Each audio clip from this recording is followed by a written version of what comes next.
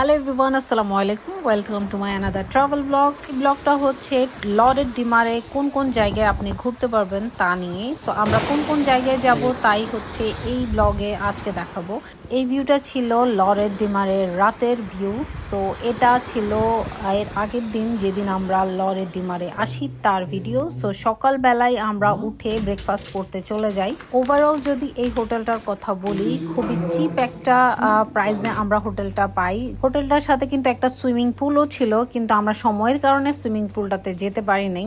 যাই হোক, দেরি না করে আমরা নাস্তা করতে চলে যাই। সো আমি এই ভিডিওটাতে সব ডিটেলস বলে দিব আমরা কোথা থেকে এই হোটেলটা বুকিং করেছি এবং কত টাকা পড়েছে আমাদের। যেহেতু ব্রেকফাস্ট ইনক্লুডিং ছিল, কি ছিল ব্রেকফাস্টে সবই দেখাবো এই ভিডিওতে।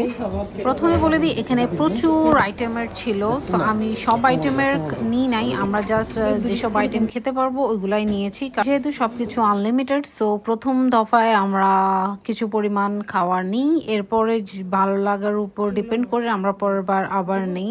সো জুসের আইটেমটা যেটা ছিল, আমি 2-3 বার করে জুস নিয়েছি আর একবার কফি নিয়েছি। যেহেতু এখানে একটা হালাল হারামের ব্যাপার ছিল, সো তার জন্যই আমরা রিস্ক না নিয়ে এই আইটেমগুলো নিই এবং এই আইটেমগুলো খুবই মজা ছিল। সো নাস্তা শেষ করে আমরা এখানে কফিটা এনজয় করি, এরপর কিছুক্ষণ বসে আমরা চলে যাই ঘোরাফেরার উদ্দেশ্যে। তার আগে দেখিয়ে দিই, এই জায়গায় আমি বলেছিলাম একটা সুইমিং পুলও আছে এই হোটেলটার সাথে, বাট আমি সময়ের কারণে যেতে পারিনি। এই ছিল সেই সুইমিং পুলটা, দেখতে খুবই সুন্দর ছিল, বাট আমার লাক খারাপ ছিল, এত সুন্দর সুইমিং পুল থাকা সত্ত্বেও আমি নামতে পারিনি। যাই হোক, আর্টিফিশিয়াল সুইমিং পুল রেখে আমরা ন্যাচারাল সুইমিং পুল দেখতে চলে গেলাম।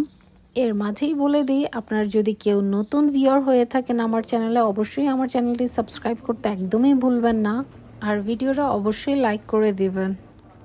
যতগুলো প্লেসে আমরা গিয়েছি সবগুলোর নাম আমি ডেসক্রিপশন বক্সে দিয়ে দিব, আপনারা চাইলে দেখে নিতে পারেন। কিছুক্ষণ হাঁটার পরে এই ভিউটা যখন দেখেছি তখন আসলে বলার কোনো ভাষা ছিল না, এত সুন্দর একটা জায়গা ছিল।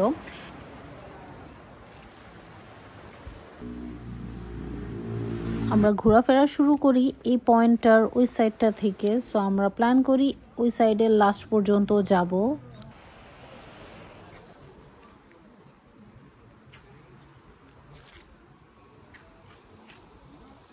প্রত্যেকটা পয়েন্টে যদি আমি ভিডিও দেখাতে যাই তাহলে আসলে এটা 2-3 ঘন্টার ভিডিও হয়ে যাবে। তার জন্যই আমি খুব কম ছোট ছোট কিছু ক্লিপ নিয়ে ওইগুলাকেই জয়েন করে দিয়েছি। আসলে পুরোটা দেখানো সম্ভব না, আমাদের সারাদিনের ট্যুর ছিল, বাট আমার মনে হচ্ছে এই ভিডিওটা আমাকে 2 ভাগে দিতে হবে, কারণ আমাদের শুধু ঘোরার প্লেস এটাই ছিল না, সেদিন আমাদের ঘোরার প্লেস আরেকটা জায়গাও ছিল।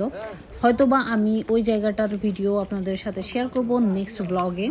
যত উপরে উঠছি ততই ওয়াও বের হচ্ছে। সো এক একটা সাইড থেকে এক একটা সাইড এত বেশি সুন্দর এই জায়গার। সো এক পাশ ছিল এই টাইপের আর অন্য পাশ ছিল সিটির সাইড। ট্রাই করব এই সময়টা আমরা কাজে লাগাতে যতটুকু যাওয়া সম্ভব, কারণ আমাদের হোটেলে গিয়ে আমাদের চেক আউট করতে হবে, যেহেতু আমরা সকাল সকাল বের হয়েছি। কোনো জায়গা থেকেই কোনো জায়গায় কম সুন্দর না, একটু পর পর বিভিন্ন জায়গার ডিফারেন্ট সৌন্দর্য। সো এই সাইডের যে জায়গাগুলো ছিল ওইগুলো অন্যরকম সুন্দর ছিল।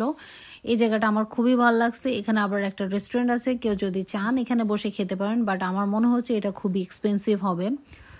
আমরা জাস্ট ভিউটা এনজয় করার জন্য কিছুক্ষণ এখানে থাকি, কিছু ছবি টবি তুলি, এরপরও উপরে আরও যাই, কারণ উপরেও অনেক কিছু দেখার আছে।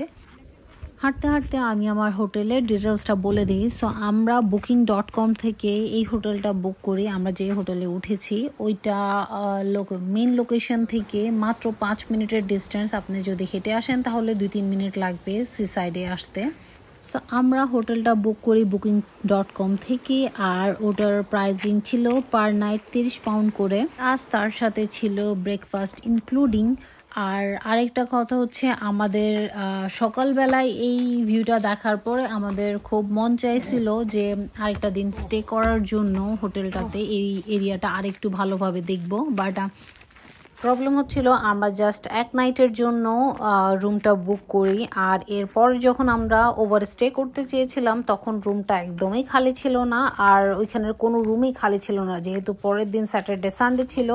তো যদি এই সব জায়গায় আসতে চান অবশ্যই চিন্তা ভাবনা করে নেবেন যে সেকেন্ড দিন কোথায় থাকবেন বা রুম খালি আছে কিনা, না হলে আপনারা এত সুন্দর জায়গা বেশি দিন থাকতে পারবেন না বা এক্সপ্লোর করতে পারবেন না ঠিক মতো। আমরা একটা মিনিটও নষ্ট করিনি, আমরা শুধু যত সম্ভব পেরেছিলাম সময়টাকে ঘোরার মধ্যেই আসলে ইউজ করেছি। পানিটা দেখতে যত সুন্দর ছিল ততই কিন্তু ঠান্ডা ছিল। আমরা ট্রাই করেছি না, আমার কিন্তু সম্ভব ছিল না, অনেক বেশি ঠান্ডা ছিল।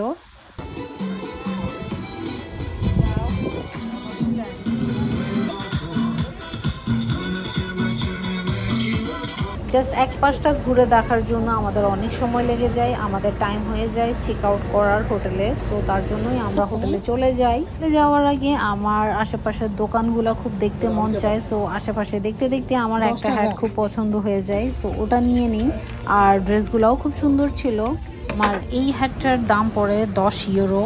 যেহেতু আমি একটা ট্যুরিস্ট প্লেস থেকে নিয়েছি সো একটু এক্সপেন্সিভ হবেই, মেনে নিতেই হবে। আরেকটা সাজেশন হলো এই টাইপের ম্যাগনেটগুলো যদি কেউ নিতে চান অবশ্যই এই টাইপের সবগুলো অ্যাভয়েড করবেন। চাইবেন যে অফ লাইসেন্স টাইপের সবগুলো আছে গলিতে গলিতে ওইগুলো থেকে নিতে, ওইগুলোতে খুব চিপে পাওয়া যায়। আর বাকি যেই ট্যুরটা ছিল বা পরের আমরা যেই লোকেশনটাতে যাব তার ভিডিও আমি নেক্সট ব্লগে দিব, অবশ্যই দেখতে ভুলবেন না।